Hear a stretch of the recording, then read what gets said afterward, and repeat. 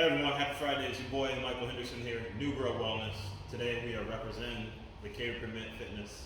My family, my brother down from Florida, Carry Permit, Malik Carey. He's doing a lot of good work down there in the bodybuilding organization, personal training. He's a phenomenal track coach as well.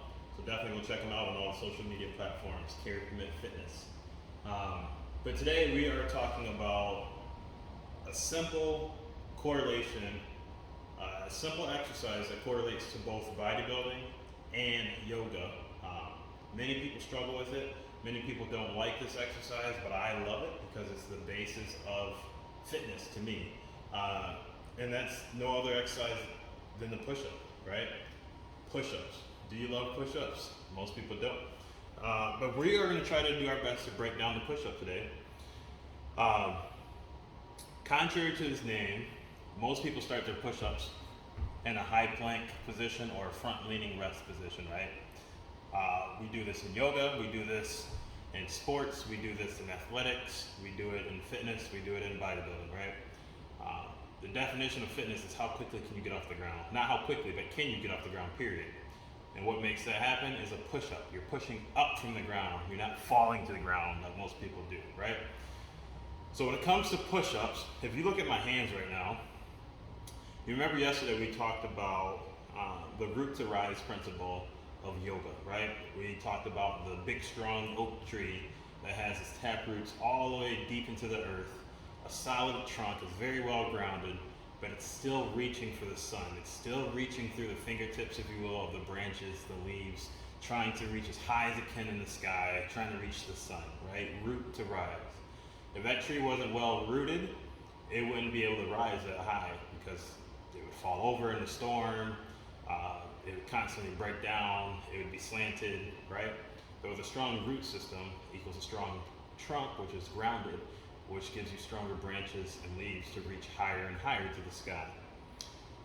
A push-up is no different, right? My hands become my feet, and my feet are also on the ground in this position.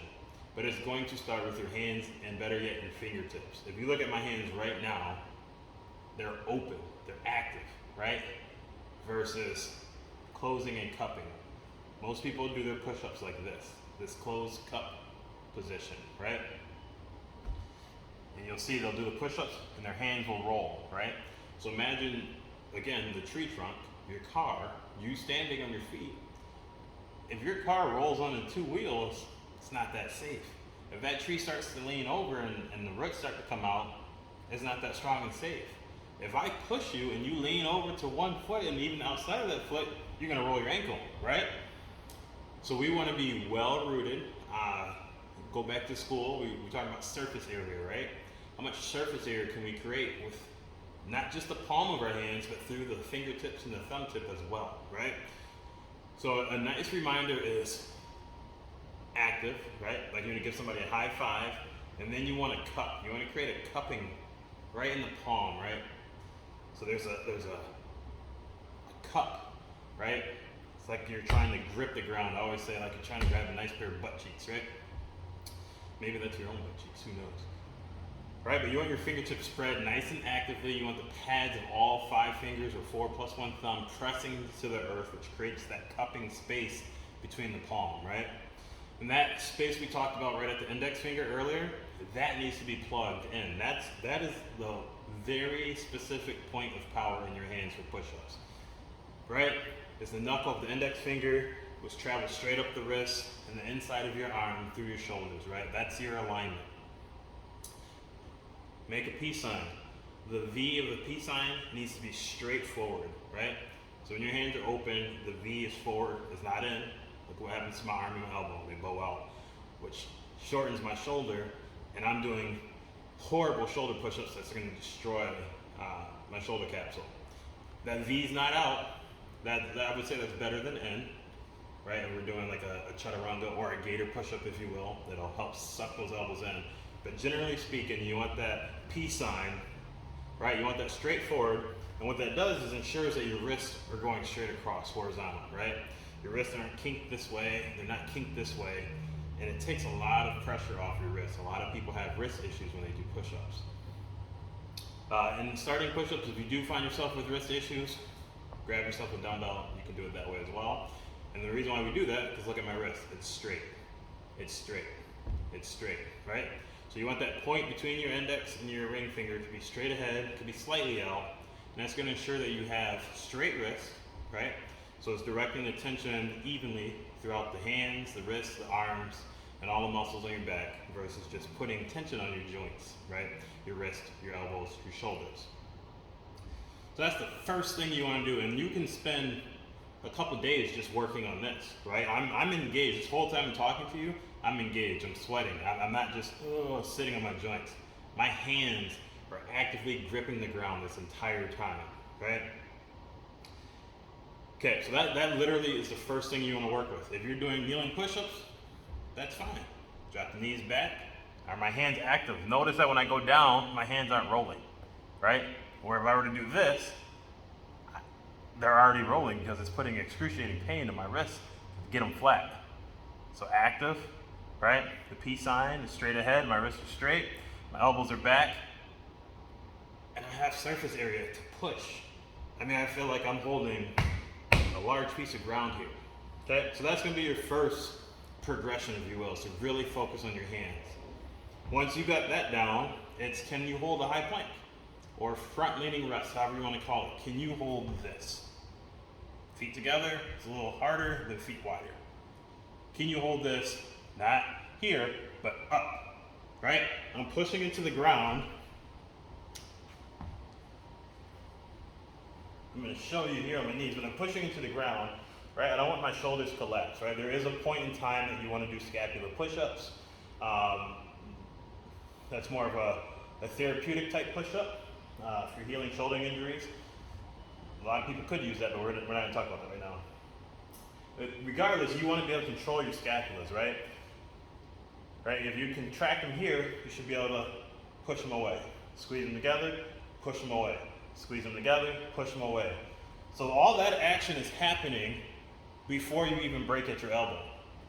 Your shoulders is going to be the first place that you break, and then your elbows. Where most people are just trying to do their arms so much and you're putting so much weight and pressure on yourself, you're resisting the push-up actually, right? Because we have to remember a push-up is about pushing up off of the ground, right? A lot of people will do this. They'll try to roll up. When you roll up like that, right, that tension that's in my lower back is actually sucking me to the ground. It's making my body appear and seem heavier because of the misalignment, right? So yes, your shoulders are engaged, but you want your, right? You want your belly engaged as well. Hollow body, right? You don't want to arch into your push-up. That's going to cause lower back issues over time. So we have our hands active, pushing into the ground.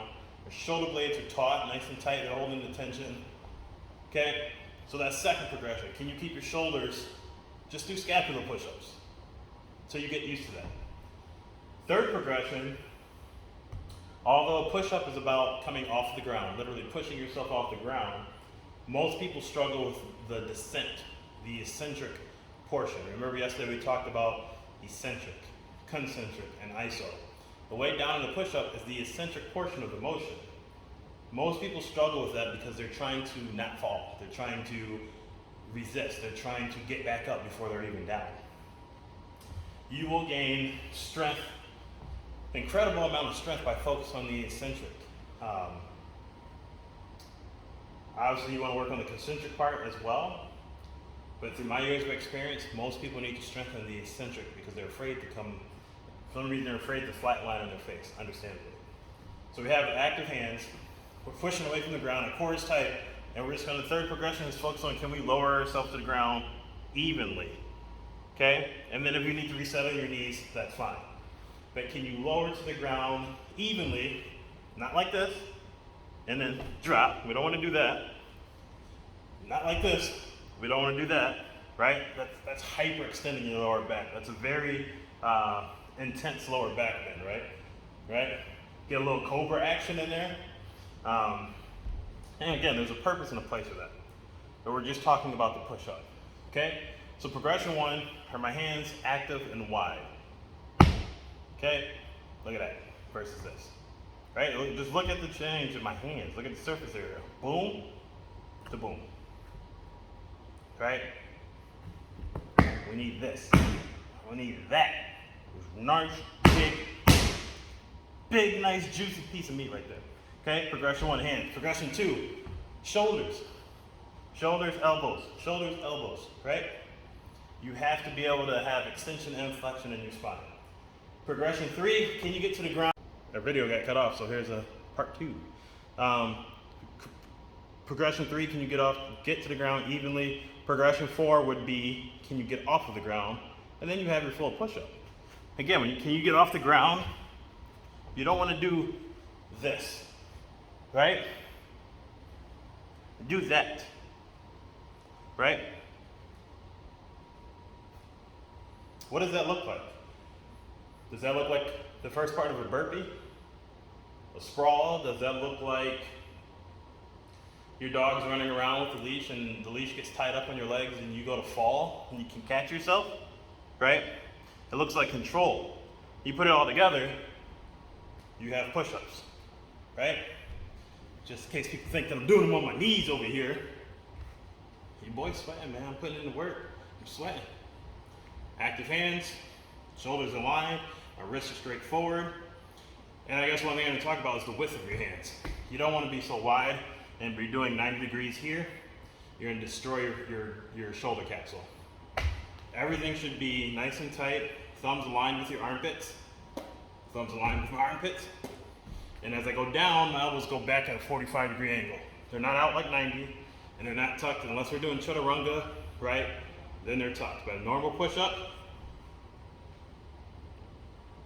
right?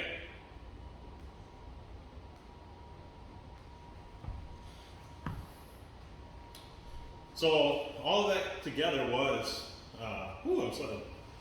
Truly, bodybuilding and yoga, like, that was synonymous, right? I was a bodybuilder and athlete well before I was a yogi. But during my teacher training, most everything that came out, like, I already understood because it was bodybuilding. It was already a principle that was in bodybuilding, just applied differently.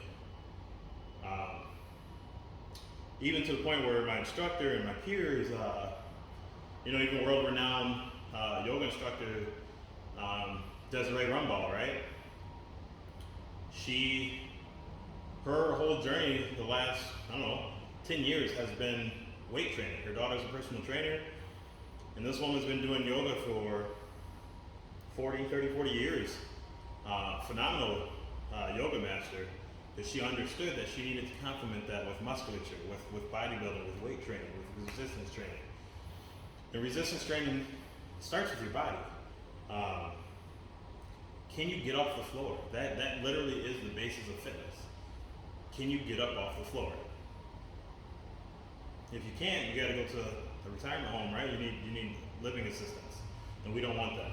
So, yeah, that's going to be lesson 1 of the benefits of combining yoga with resistance training, weight training, bodybuilding. They're very synonymous with one another. And a lot of the rules and principles for one can be used for the other. Yoga postures were created way back when to allow the initiate or the student, if you will, or the master teacher to sit in a position comfortably on end, right? And to awaken the body and other principles as well. But so yeah, take this practice at home, work on your push-ups. I promise you the push-up is the basis of so many other movements. Your push-up position is your bench press position, it's your bent over row position, it's very close to your pull-up position, your squat position, burpees, right? The push-up is by far the best exercise, I would say, right along with the squat, but I might say push-up is better. But yeah, hopefully those tips helped you. Active hands, right? Alignment in the shoulder blades. Make sure you're using your scapulas and shoulder blades actively. Don't be stiff and rigid, right? Start from top up, be able to fall down, right? Be able to have descent with control, the eccentric portion of the movement, and then work on the concentric portion of the movement, right? So we just worked on alignment, iso contraction, eccentric, and concentric contraction, right? Muscular energy, hugging in, organic energy, expanding out. Thanks for watching. We'll try to keep these videos a little shorter in the future. Take care of yourselves. Peace.